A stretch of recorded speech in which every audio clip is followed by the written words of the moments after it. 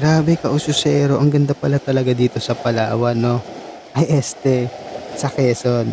Dito lang ito sa Nupa Beach Resort. Yan yung pinaka best view niya, mga around 2 p.m. yan. Grabe, so relaxing, no? Yan, swimming-swimming muna. Bali dito nga pala kami sumakay niyan sa AB Liner Sampaloc sa pinaka Grand Terminal nila.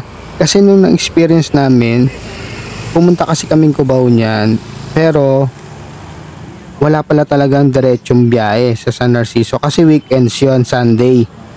So, mas okay daw talaga dito sumakay sa Sampaloc Grand Terminal kasi dito araw-araw ang biyahe nila. Yan. So, no choice kami, Palusena na lang kasi walang San Narciso na diretso. Ito yung mga schedule nila. Yan. May mga oras. Hindi nasunod kasi yung pa San Narciso na diretso. Kaya sumakay na lang kami ng bus papuntang Lucena, Grand Terminal. Then sasakay kami ng Bandon pa San Narciso. At ayan na nga, nasa loob na kami. Para kami VIP, no? Kasi kami lang halos yung tao niyan nung unang sumakay ng bus. Pero napuno din yan along the way. Ayan, kasama namin si Mikmik. Basta may cage lang at may pampers, pwede sa AB Liner. Ayan, based sa amin experience. Napaalis na kami niyan. At after 3 hours nga na biyahe from Sampaloc to Lucena, ayan, nakarating na kami ng Lucena Grand Terminal. Diyan na kami sumakay ng van papuntang San Narciso. Almost magpo 4 hours yung biyahe namin sa van. Then pag biyahe namin sa van, pagbaba namin, nag-tricycle kami. Ayan, papuntang Nupa. Ayan na, welcome Nupa Beach Resort. Tricycle lang kami niyan. Ayan na, ang ganda na ng view. Papasok na kami niyan. Ayan. Napakabait din ng mga staff dito sa Nupa. Shoutout sa inyo, no? Kay Mamang Bell, kay Gerald na nag-assist sa amin.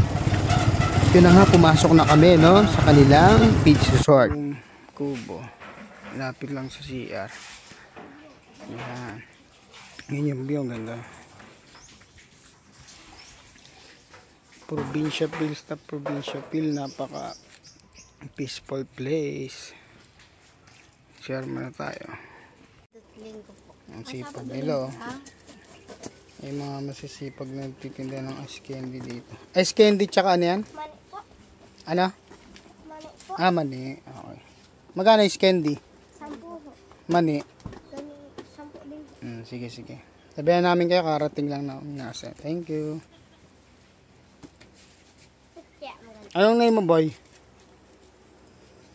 Hala mo? Ha? Ang tunay daw po yung pangalan. Sige ha. Tayo ng mani niya. Kasi baka sipunin tayo sa ice candy niya eh. Kano yung mani?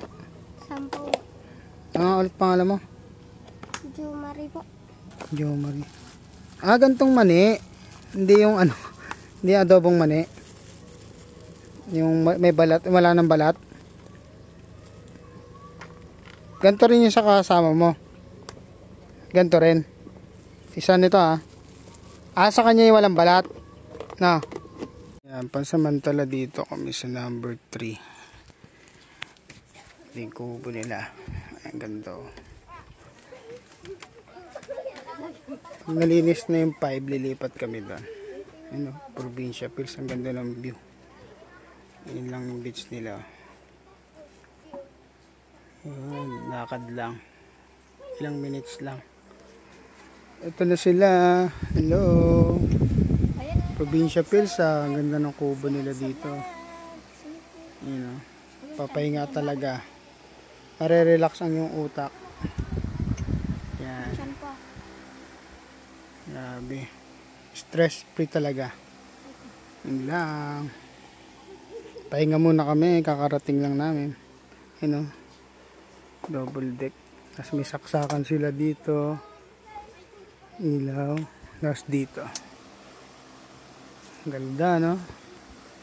So relaxing. Hello. Thank you, Madam Benu, sa papansit. Thank you, Madam Bino, sa free food at discount nyo. At ito na nga yung pinakamasarap na part, mga kausero, no? Yung tatambay kayo sa ilalim ng puno sa harapan ng dagat habang may mga lighting sa langit. Wait lang, simple. Grounding muna tayo para ma-relax ang ating utak. Yan.